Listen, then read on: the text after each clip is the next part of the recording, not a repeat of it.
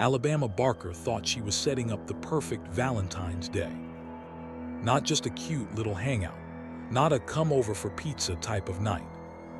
She went full influencer host mode. A full-blown Valentine's Day sleepover streamathon in Los Angeles, complete with glam, luxury, music, laughter, content, gifts, the whole picture-perfect package. And it should have been fun. It looked like it was going to be fun. But what was supposed to be a dreamy Valentine's celebration turned into something way darker. A messy, public fallout where the very girls she flew out and welcomed into her world allegedly turned on her, aired her private business online, and left Alabama spiraling on social media, emotional, overwhelmed, and practically begging for what she really wanted the whole time. A real friend. Because that's the part people keep missing. Yeah, Alabama Barker is famous. Yeah, her dad is Travis Barker. Yeah, she's connected to the Kardashian world. She's living the type of life people comment must be nice under every post. But fame doesn't automatically come with real relationships. Sometimes fame repels real relationships. Sometimes it attracts people who only want proximity, clout, access, and a screenshot. And watching this whole thing unfold, it wasn't just drama, it was honestly kind of sad. So let's get into what happened, how it exploded, and why so many people are saying Alabama isn't just dealing with mean girls. She's dealing with a loneliness problem that money can't fix. The Valentine's Day setup, glam gifts and a house full of friends. For Valentine's Day, Alabama invited a handful of girls over for a sleepover-style content weekend. We're talking influencers and internet personalities like Somaya, Air J, Malaya, and others who were all in her orbit for the weekend. And right at the beginning, you can tell Alabama was trying hard. Like not casual hangout hard. More like please have a good time, please like me, please feel taken care of hard. There's footage of her doing cute surprises. She has the girls blindfolded, she's handing out gifts, there's excited screaming. The vibe is supposed to be besties, love, friendship, Valentine's energy. And the whole time, Alabama is playing host, trying to be the person who creates the moment. But even during those early clips, people watching were already clocking something. Not just that it felt staged for TikTok, but that it felt uneven. Like Alabama was giving and giving and giving, while the energy coming back wasn't matching. You know when someone is trying too hard to glue the vibe together, when they're carrying the whole room emotionally. That's what it looked like. And the comments were picking up on it immediately. People were like, and now they aren't friends. Alabama yearns for friendship. Did anyone even bring her anything? And that's an important detail, because it frames what comes next. Because this wasn't a random argument that broke out between equals. This was a situation where Alabama is the host, the provider, the famous one, the one with the house, the lifestyle, the resources, and the others are visiting. That power imbalance doesn't always look like power. Sometimes it looks like pressure. And the cracks started showing fast.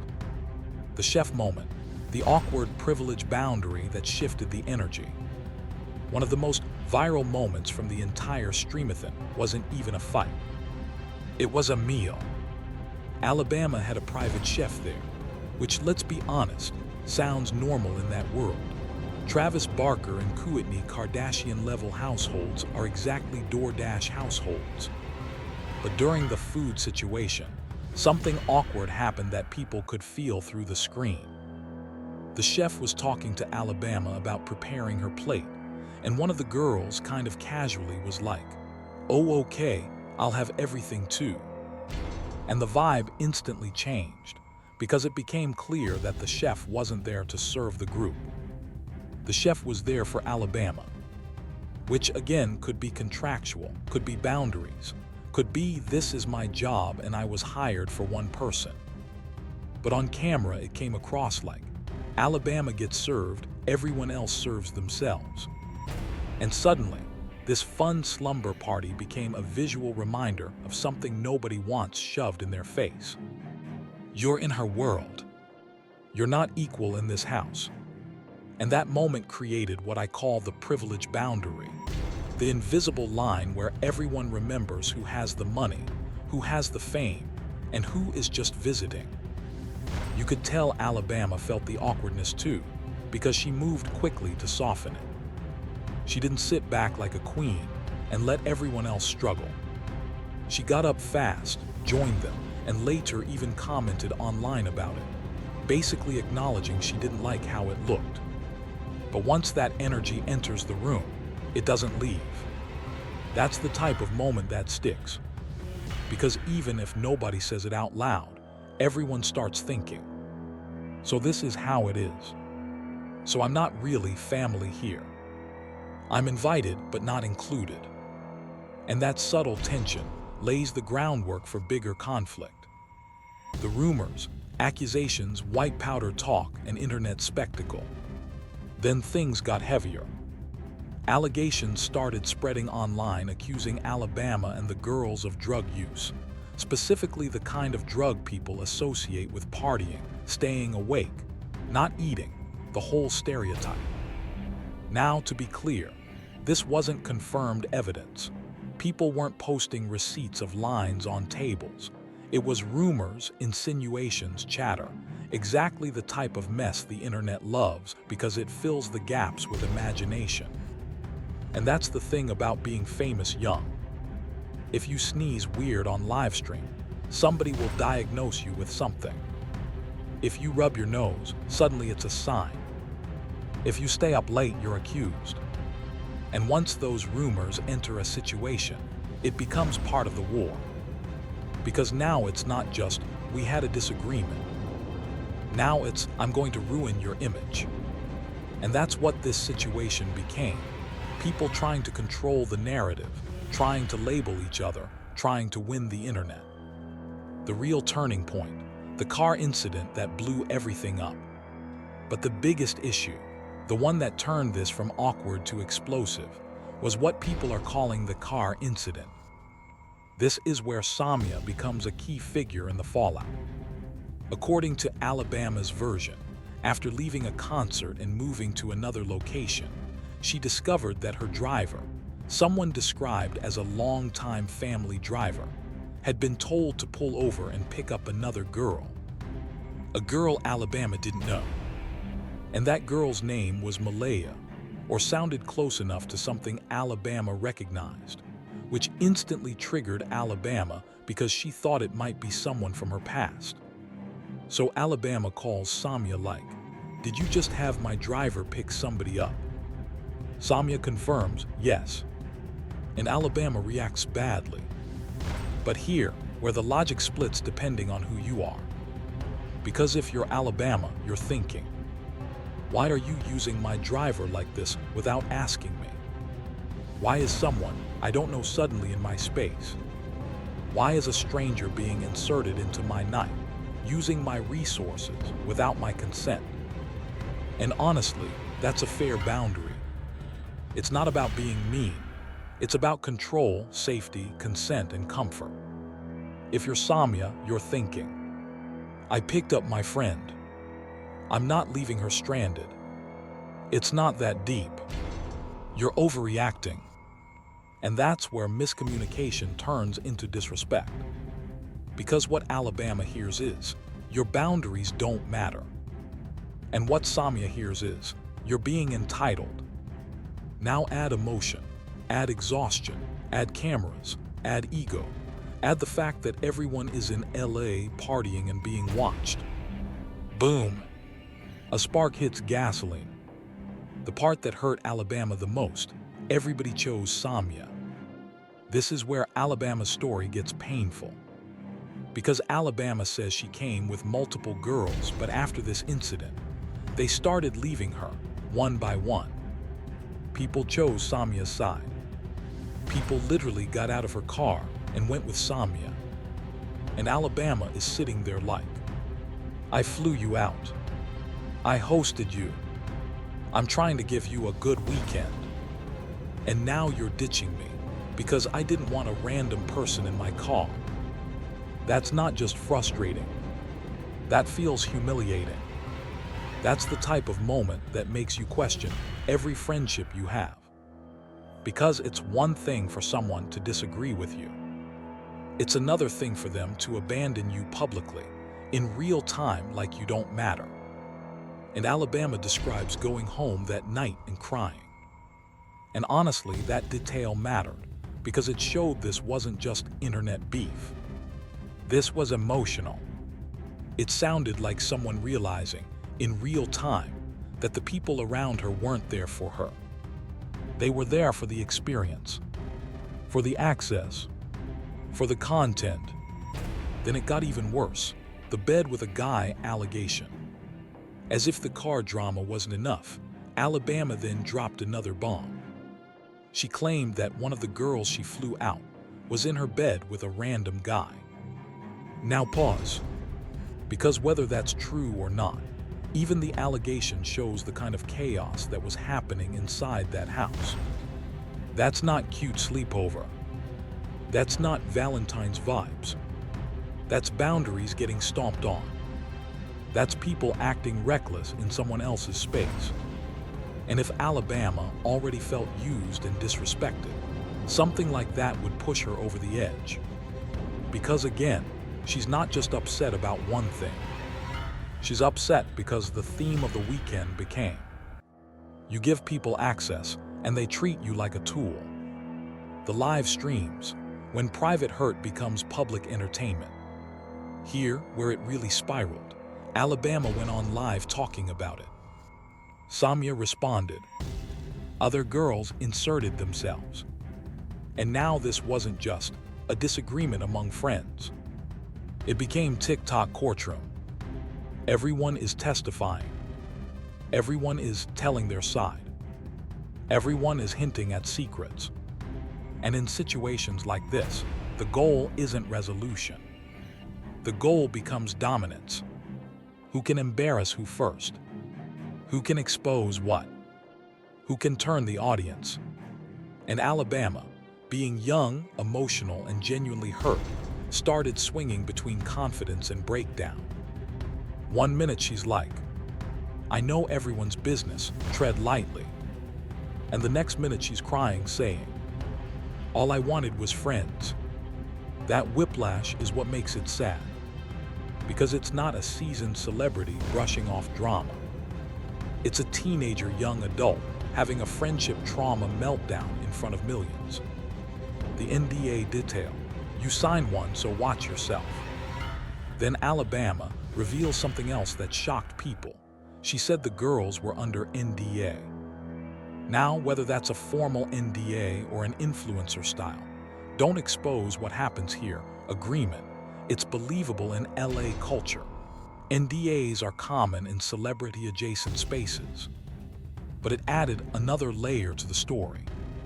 Because if you're a normal viewer, you're thinking, wait, you make friends sign NDAs.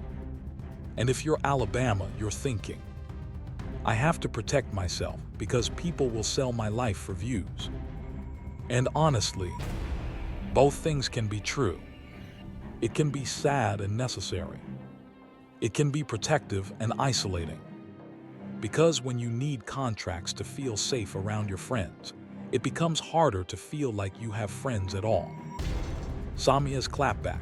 You sleep until 6 p.m., there's no food, I'm gone. Somaya's biggest public drag was basically calling Alabama lazy and accusing her of being the type to fly girls out for attention, then sleep all day while guests sit around with nothing. Somaya framed it like, I'm grown, I like to eat. I'm not waiting around all day while you're asleep. And Alabama responded by insinuating she sleeps because she's a night owl, and also implying she's not on drugs, throwing shade back at Somaya. So now, what started as a boundary argument becomes a character assassination contest. You're entitled. You're a user. You're lazy. You do drugs. You have no friends. And the internet eats it up like popcorn. The breaking point. Alabama cries on live and goes private. Eventually, Alabama breaks.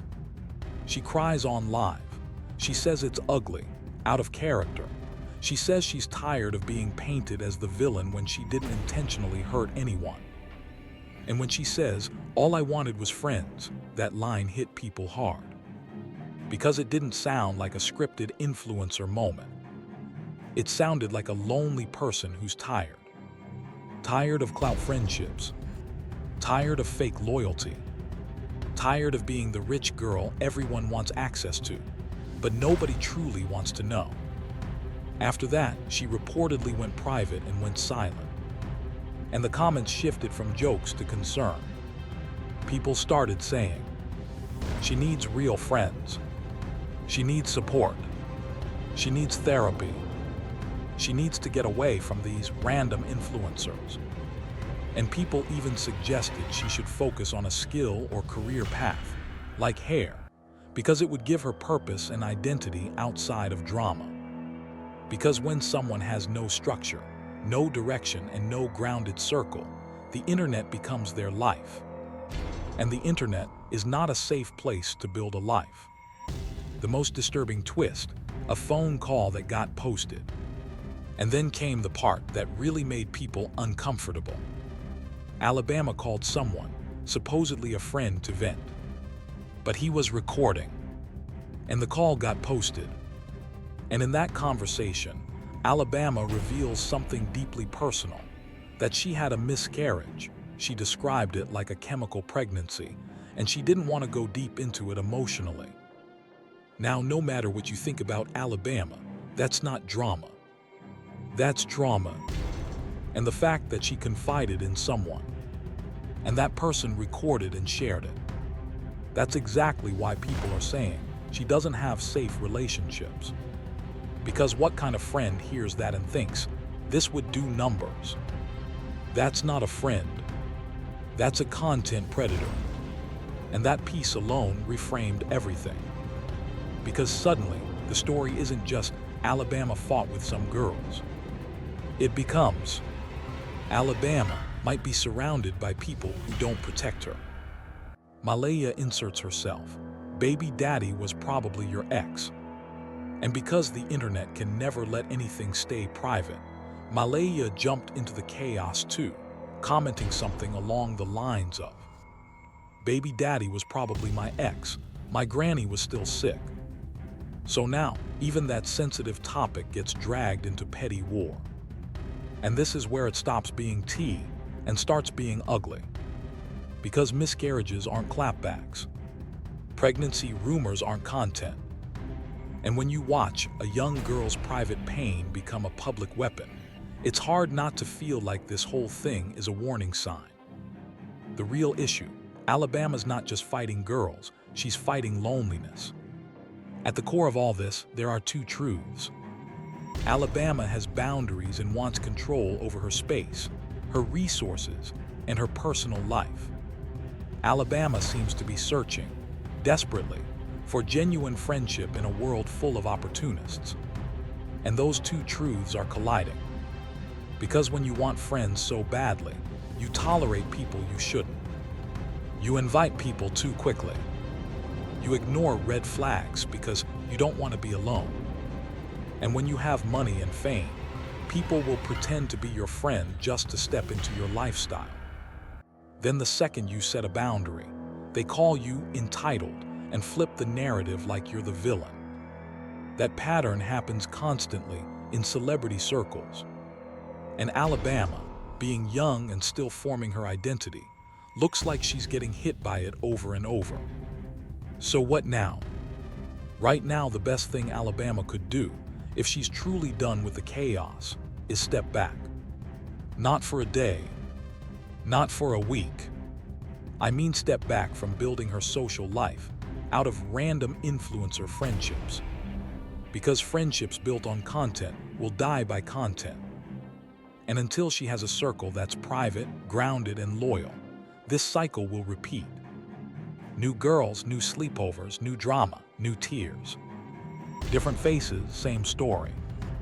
And honestly, I hope she breaks out of it. Because nobody, rich or poor, should have to cry online begging for real friendship while people use their life for views. If you want, I can also turn this into a YouTube-ready final script with a stronger opening hook, chapter-style transitions, more punchy commentary lines, dramatic beat packing, and a clean ending CTA. But the version above already rewrites your script into a more powerful, more engaging narrative flow in one form.